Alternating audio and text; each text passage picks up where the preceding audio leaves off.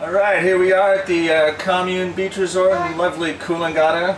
They've actually opened a little Mexican joint here called Playa Taco. We're waiting for some food. Ran into Josh Kerr here. He's on a roll in this contest, huh? Good to see you, Josh. Justin? Alright. Yep, on a roll. Kersey, this is your hometown, but you now are calling Carlsbad, California the same town as TransWorld Surf home. So how's it feel to be back? Oh, it's epic to be back, you know. I got the family here and enjoying every minute, just being around the family and being in the summer sun and all the beach time and everything like that. And, you know, just having a comp at home is just a bonus, you know, to be able to live in Carlsbad, then come back here and have such a good time around the contest. And yeah, it's been really good. Came like 2 weeks early, so it's been great. Wonderful. So what have you been getting up to in the last couple of off days? Last few off days, trying to surf, stay busy, and went to the casino today. How'd you do? Making money? Made $50. You win this contest, you make a little bit more than $50. Yeah. So, all right, I got my questions right here. Now that you live in America, do your friends call you a seppo when you come home? They do give me kind of a hard time, you know, living in America, and they're like, how do you do it? How is it like they've all been to Orange County, like, they don't know how much fun like San Diego and all that is. It's much more like home around here, there, and much more of a mellow vibe, and it's livable there. Yeah. I couldn't live in Orange County, but I definitely like the whole San Diego vibe. So, besides driving on the wrong side or the right side, depending on who you ask, what do you find like the major differences between here and California? Oh, it's not just the wrong side, it's those blinkers being on the other side too. I'm doing windscreen wipers the whole time. So you're having trouble now you come back here? When I come back here, because I don't think I have to think about it. Yeah. But the biggest change is probably the dry air over there. It's so moist and all that here, it's super dry over there. I feel like that dry air kind of kills me a bit. I like the moisture in the air here, the humidity. I picked up a couple new sponsors. Who's cutting the checks? Yeah, got new one, Arnett, right there, see that? Nice pair of shades, polarized if you didn't know what I mean. And Pro-Lite also, some new traction on the boards and some leg ropes that aren't breaking, and yeah, I'm good. I'm not slipping or swimming to the beach, so I'm happy. So when you're back home in California and it's February and freezing cold and rain, what do you miss most about the Gold Coast? What do I miss most?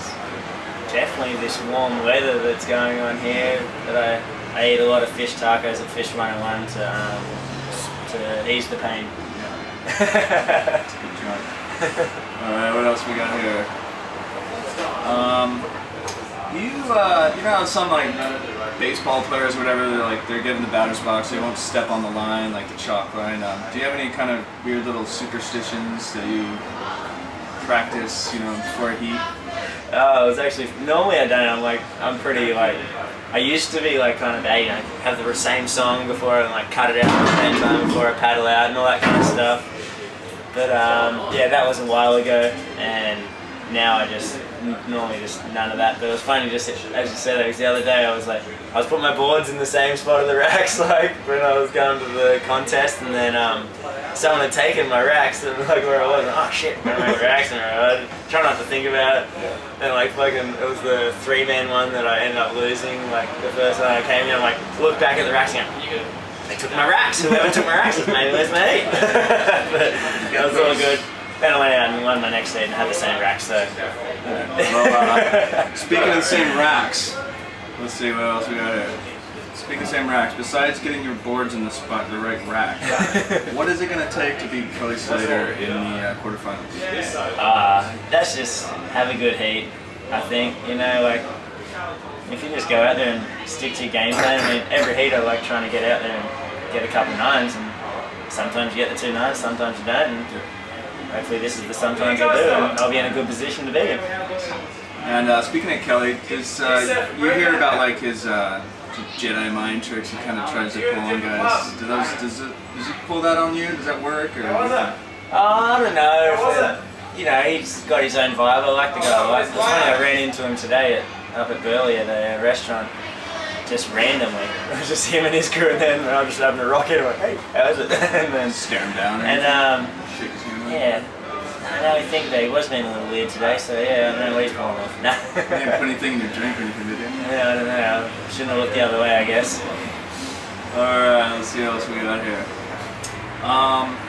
Yeah, so you just block out that Kelly Slater mojo and you might have a shot at winning here. So I'd just like to wish you best of luck and thanks for coming on. Thank you. See you back at home. Maybe a little Pono session. Pono session, fish tacos, and fish tacos at one. That's pretty much the daily habit right there. We'll see you there.